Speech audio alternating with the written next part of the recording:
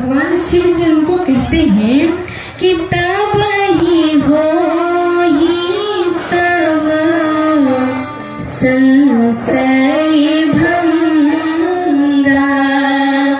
तब ही हो संशय भंगा, जब बाहु खाले करिया सत्संगा। कहते हैं कि जब आप बहुत दिनों तक सत्संग करेंगे तब जाकर आपकी ये बीमारी ठीक होगी, वरना ठीक होने वाली नहीं है। तो गरुड़ जी कहते हैं तो इतनी लंबी कथा हमको मिलेगी कैसे, हम कहाँ जाकर इतनी लंबी कथा को श्रवण करेंगे। तो भगवान कहते हैं रुको जरा, बताते हैं कहाँ जाना। कहते हैं आप जाइए नीलगिरी पर्वत, और नीलगिरी पर्वत पर वहां पर कागभूषुंडी जी कथा कर रहे हैं। वहां निरंतर दिन रात कथा चलती रहती है। आप जाइए और कथा को सुनिए और अपने मोह को समाप्त कर दीजिए। गरुड़ जी कहते हैं ठीक है, और जाते हैं। कहते हैं कि देखिए जैसे यहाँ पे कथा हो रही है ना, तो जी जो इस पंडाल में आएगा तो उसका सारा मोह संशय सब समाप्त ही हो जाएगा। पर अगर दूर से ही पंडाल को भी देख लेगा ना तो उसका मोह संशय समाप्त हो जाएगा, वो भगवान का ही हो जाएगा।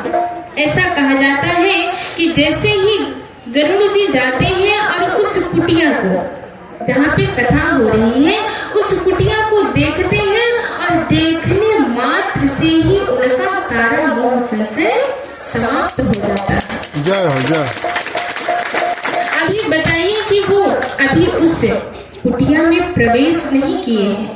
सिर्फ महिमा है कि जहाँ भगवान राम की चर्चा हो रही है, जहाँ भगवान का नाम दिन रात गाया जा रहा है, वो स्थान वो इंसान हर कोई पवित्र है। उसको देखने मात्र से आपका सारा मोह संशय समाप्त हो जाएगा। क्योंकि अगर हम किसी संत को, जैसे जो जिनके अंदर भाव है उनकी बात कही जा रही है, जैसे हमारे अगर गुरुवर कहीं मिल जाए तो हम उनको देखते हैं, झुकते हैं, उनसे प्रणाम करते हैं, और उनको ऐसा नहीं कि एक मनुष्य के रूप में देखते हैं, उनको उस समय हम भगवान के रूप में ही देखते हैं और भगवान जानकर ही उनको प्रणाम करते हैं।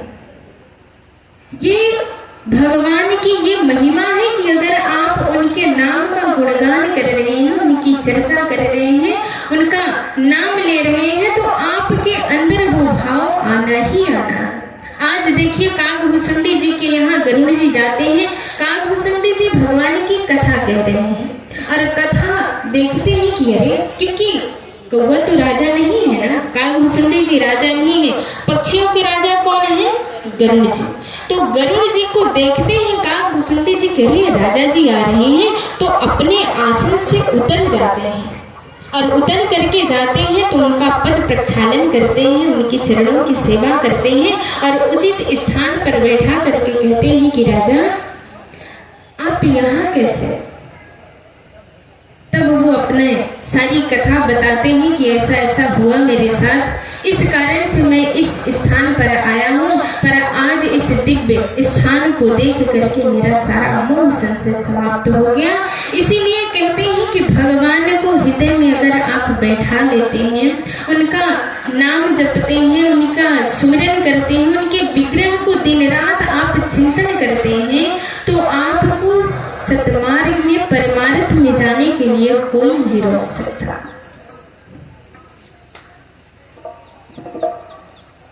देखिए कहा जाता है जैसे यहाँ पर के लोग कोई तिलक लगा के नहीं आए, आप सभी को तिलक लगाना चाहिए। जिस इंसान को तिलक लगाया देख लो, जिसके माथे पर बढ़िया तिलक लगा हो, उसका दर्शन करने मात्र से भगवान का दर्शन हो जाता है। क्योंकि जो हमारे माथे पर तिलक लगता है ना, वो प्रभु के पद चरण ही तो है, और हमारी भक्ति भी उनके चरणों से ही प्रारंभ होती है।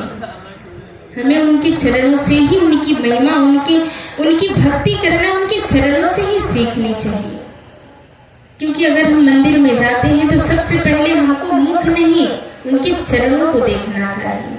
उनको चरणों को देखते हुए हम फिर उनके मुख तक जाते हैं और उनकी, क्योंकि हम एक एक चीज को अपने हृदय में बसाते हैं ना। क्योंकि अगर आंखें बंद, जैसे मान लीजिए आप मंदिर में गए और मंदिर में जाकर के केवल उनके स्वरूप को देखा और स्वरूप को